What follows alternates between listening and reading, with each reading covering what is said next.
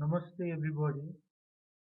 This video is related to inclusive education and gender equality. The purpose of this video is to provide conceptual clarity on inclusion and inclusive education. In this video, therefore, I am going to share some ideas regarding the inclusion and inclusive education. Okay, let's enjoy the video. Okay, let's have a brief discussion about the concept of inclusion.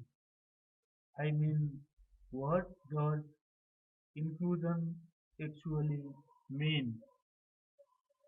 Could you please write down any two words that are related to the words inclusion and exclusion? You can write only one word to signify each of these words. I think in total you may have written these type of words on your note.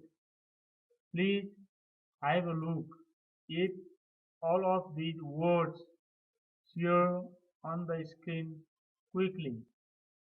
If you have confusion about any of these words, you can either consult dictionary or Google them. I think you do not have any difficulty in getting the meaning of these words. Primarily, two themes, namely inclusion and exclusion, have been generated in the table shown on the screen. Please sketch a table like this on your note copy and place each of the words that we saw in previous slide under corresponding themes. Now you can have this type of table is a product of your work.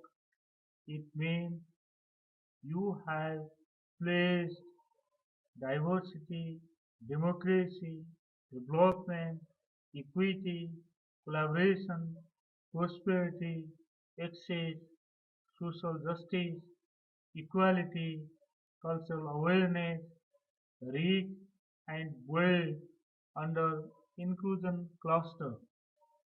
On the other hand, you have organized discrimination, unemployment, intolerance, casteism, conflict, gender stereotypes, segregation, poverty, oppression, marginalization, poor, and girl under another theme.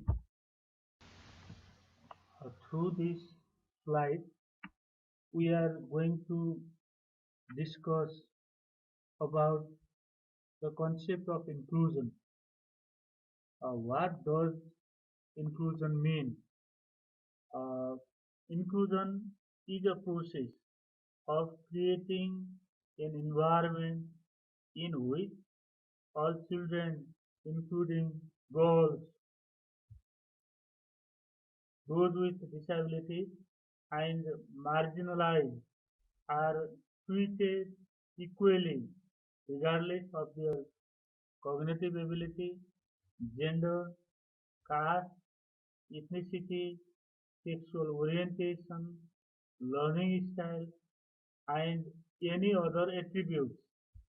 Inclusion promotes a sense of belonging, acceptance, encouragement, and participation by removing the barriers that cause exclusion. Please have a look at the picture given on the screen and identify the message conveyed by the picture. How can we relate this picture to our classroom?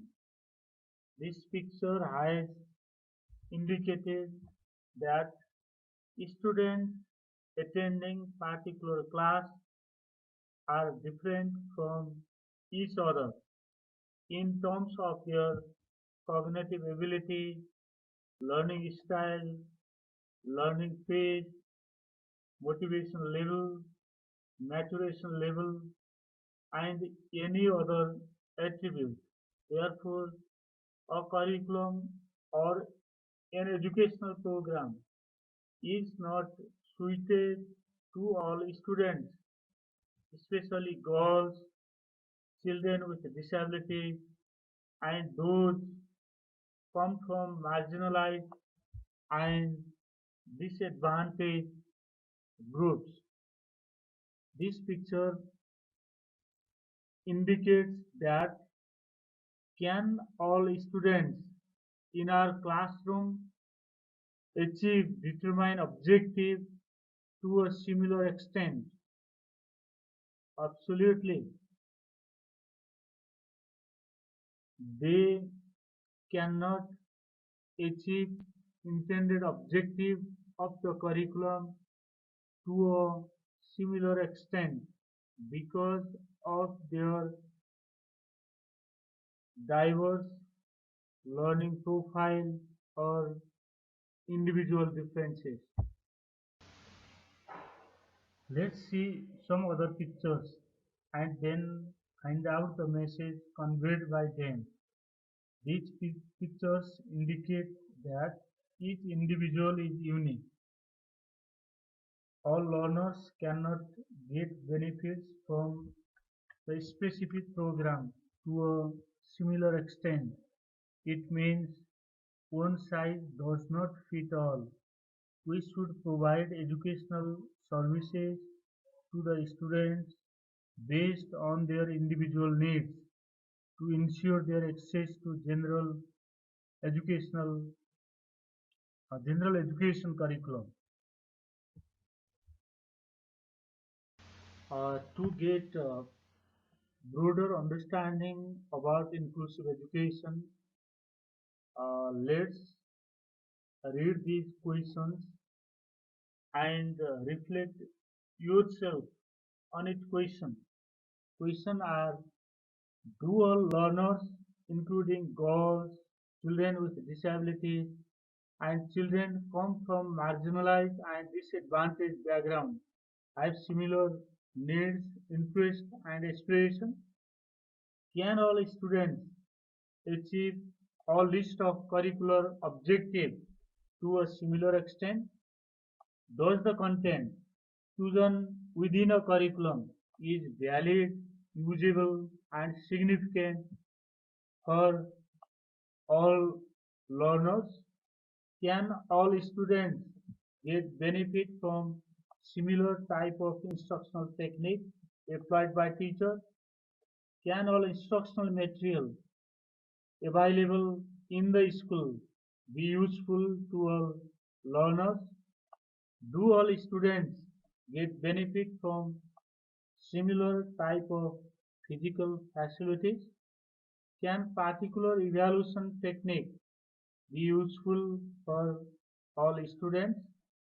Can all students learn content in the same pace? In reality, all students do not come inside the classroom from similar background. They are different from each other in terms of their cognitive ability, learning style, maturation level. Due to these reasons, all students attending particular class cannot achieve curricular objective to a similar extent. They cannot learn suggested content in the same pace. They cannot be benefited from specific instructional technique to a similar extent. They may need different type of evaluation techniques to enable them to express their knowledge and skills in effective way. And Nepal is a culturally, religiously, linguistically, socio-economically, ethnically, and geographically diversified country. Such diversity is also reflected in its Nepali classroom. Inclusive education, therefore, can be the best alternative to address the learning needs and aspiration of students attending multicultural classroom.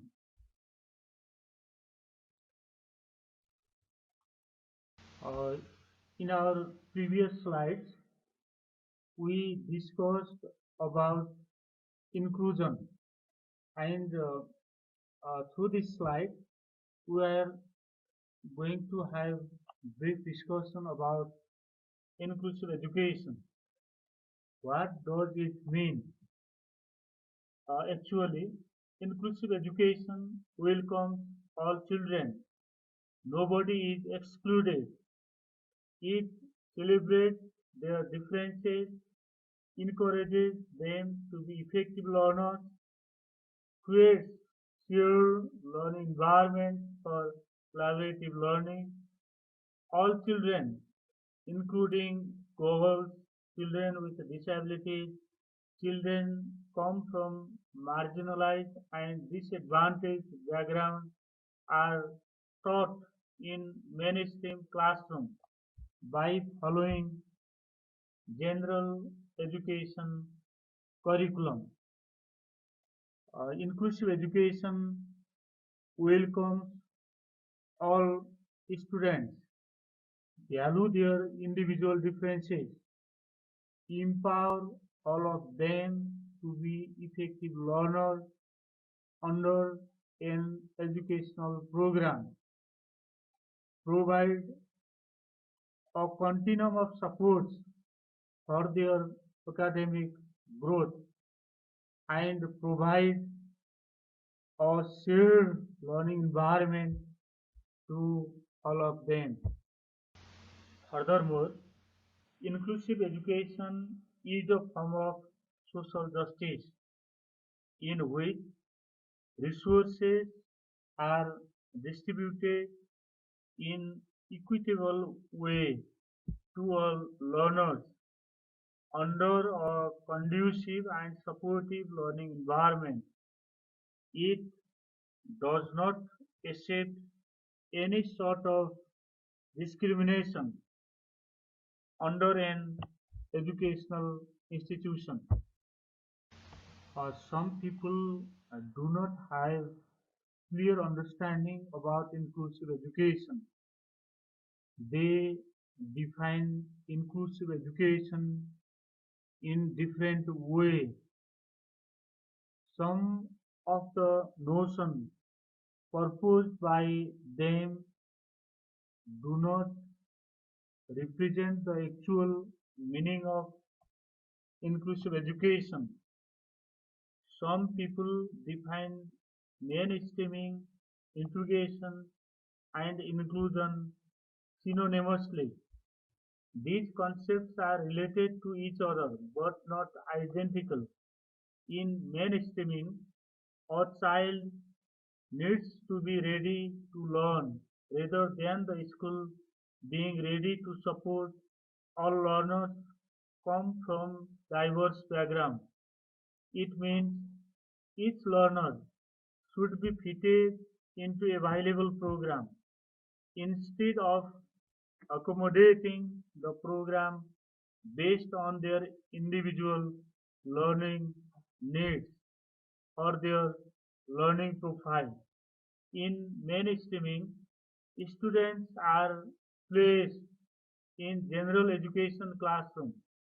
It means mainstream classroom, but does not receive comprehensive support to remove barriers to learning. In addition, we cannot conceptualize integration and inclusion in similar way. Integration primarily focuses on physical and social access with limited or no academic expectations for students with moderate and severe degree of disability. Its ideology is that the learner has to be ready to fit into the system available. A continuum of services is not well organized there.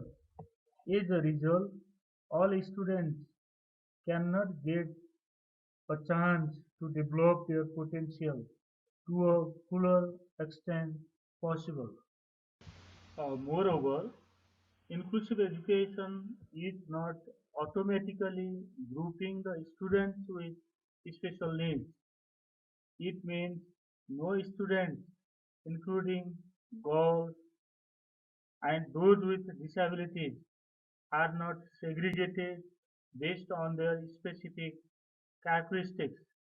In inclusive education, students, either normal or special, are organized in heterogeneous groups during instructional time.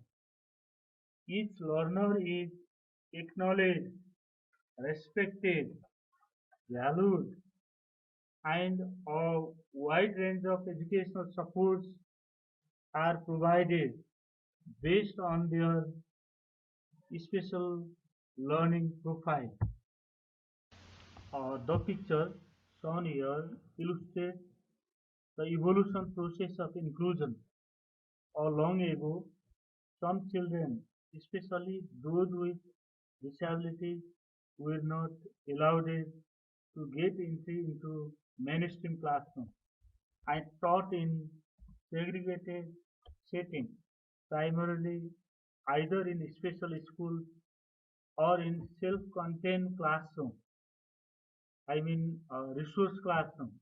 Later on, they were allowed to get entry into general education classroom, but were not treated based on their individual learning needs.